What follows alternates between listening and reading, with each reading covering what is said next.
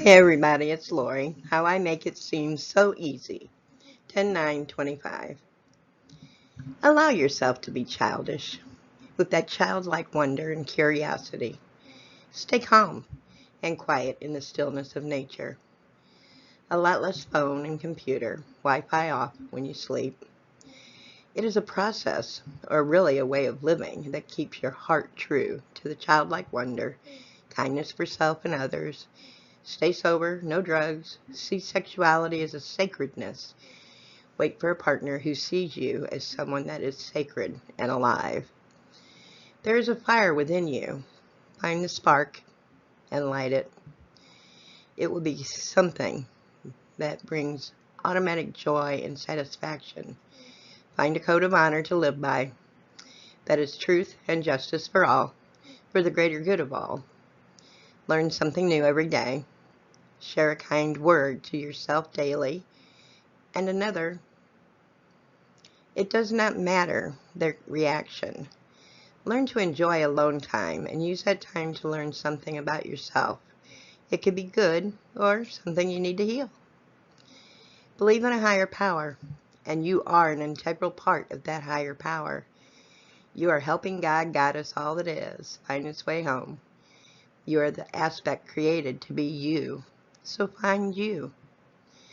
Learn to meditate, learn about physical discomforts and what they mean psychologically, and heal, then share. Healing is allowing yourself to feel the pain, discomfort, anger, or shame, and that little known, seldom talked about, that feeling of not understanding why. This is a self-love need. Just know that you cannot understand or control how others see you. Once you accept this, you become authentic to your relationships, in your giving, and everything. So all is given without expectation. Your smile should be ready most of the time. Sometimes you need the smile. You may have to be the one that gives it to yourself. A Voice in the Dark production with Lori Elliot.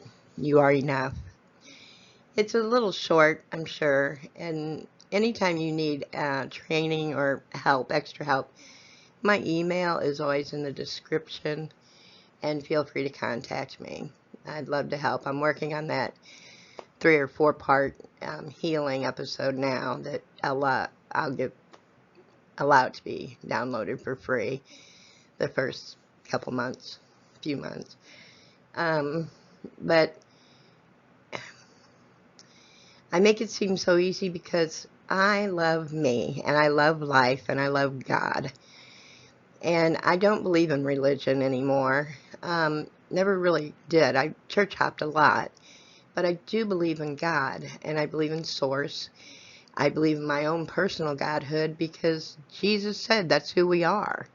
We're just like Him, and we can do more. We can do everything He does and more. I wanted to know what the more was. So my excitement in life was to observe everything I could observe. And sometimes in the observation, you're not always totally there. But I tried to always be present when people talked to me or spoke to me. I never expected anything from other people. I was just me, always me. And I was always honest and honorable in my dealings with people and my businesses and where I worked. So that's all I can say, is that it is the process of being and staying a good person and staying off of drugs and alcohol, and to treat sexuality as sacredness. I wish I'd learned this when I was younger. But the thing is that inside of each of us is a spark of life that God gave us, and it's meant to be tapped into so that we can become all that we wanted to become before we came into this world.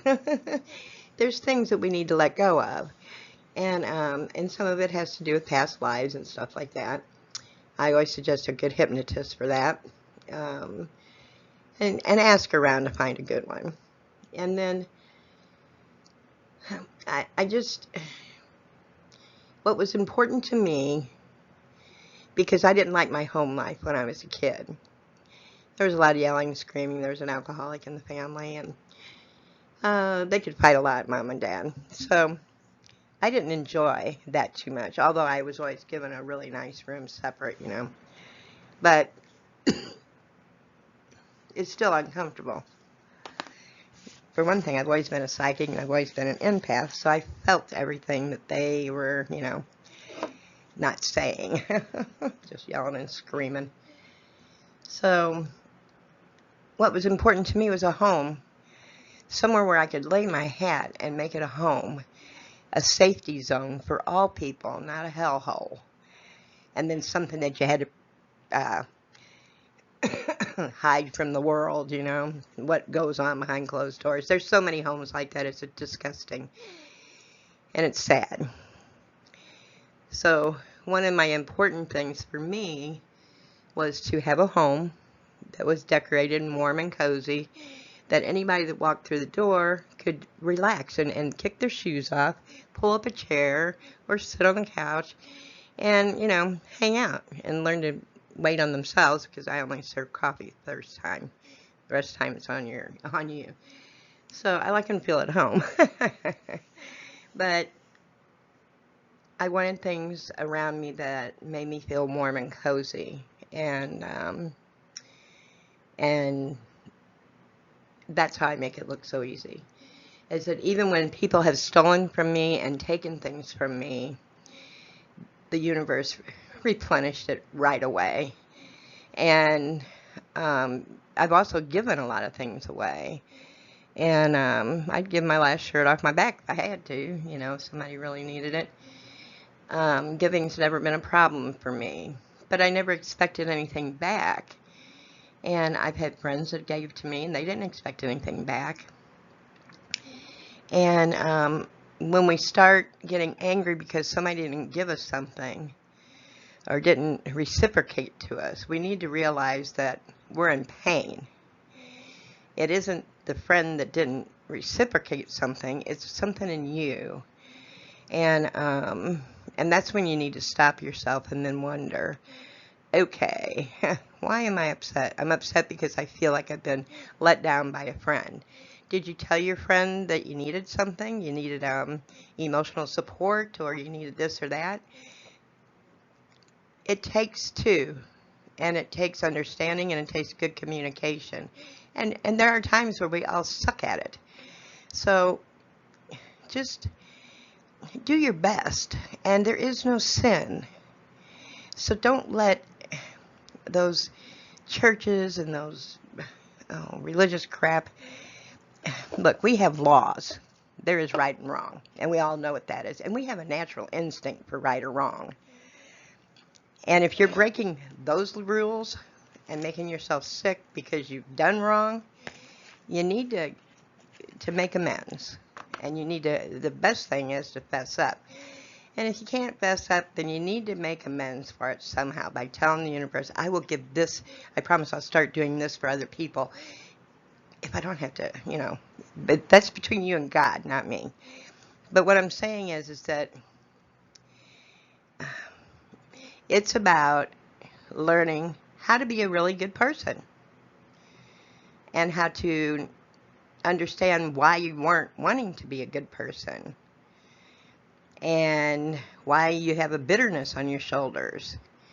Well, it's usually because you didn't understand that, hey, they don't like you because they're goofy. It's the way they were raised. It's nothing personal. It's their problem, not yours. Move on. And why are you worried about them? Is it because you wanted to be friends with them because they're the cool kids or they're the rich kids? You got to stop trying to be in something that isn't your area.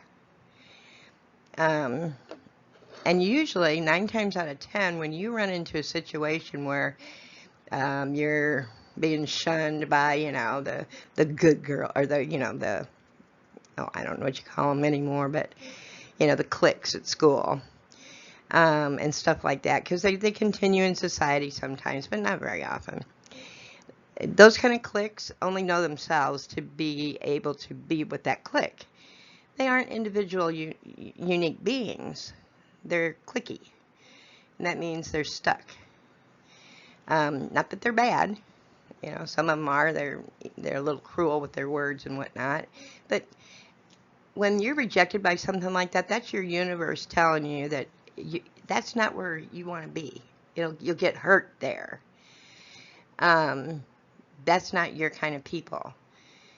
It doesn't make them bad, and then doesn't make you bad. It just means they're different, and that's all. So stop seeing yourselves as victims because you were raised in moderation or poverty. You're not victims. None of us are victims as far as what our parents did, because our parents did the best they could. And you know, get over all that crap. And the best way to get over it is to get to know yourself for real. And then all those things will be easier to clean out of your vibration and out of your mental, you know, backup, I call it. But that's all I can give you guys. I don't know how else to tell you how I make it any easier. The universe always fills my life back up with the things that make me happy and make me feel comfortable and are part of my working environment for myself.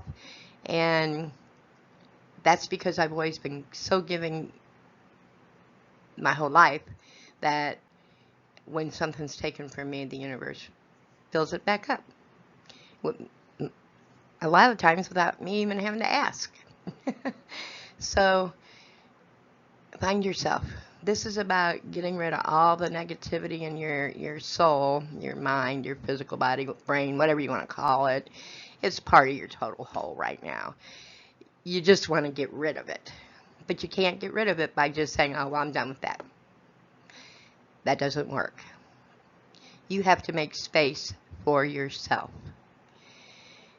and sit in the confusion, the anger, the self-pity, the victimhood, the shame, the guilt. And the big one that starts the whole thing is usually our misunderstanding of people treating us wrong. Some people aren't taught how to treat people good. Some people are just flat out bullies. They were probably bullied when they were at home by a parent who was probably a drunk. That's where I got mine from. And I wouldn't allow bullying when I saw somebody being a bully to somebody else. Hey, you know, because I was big enough to do that. But I'm not saying everybody go out there and do that. But I'm saying is a bully is a scared individual that is so insecure that they have to make somebody else feel bad to make themselves try to feel good about themselves. It never works, so they never get over it until they go see a psychiatrist. But that's not your problem. The only thing you need to be concerned with is you didn't deserve it, and go on. And just stay away from that kind of person. You can see them a mile away. The older you get, the more you can tell. So, give yourself a break. It was never you. It was the world. This world is incredibly difficult. And there's some badass son of a bitches out there that are just nasty. And they make life incredibly horrible for a moment in your life. Unless you marry him, and then you're really screwed. But yeah, I did that once. But the whole point is that give yourself a break.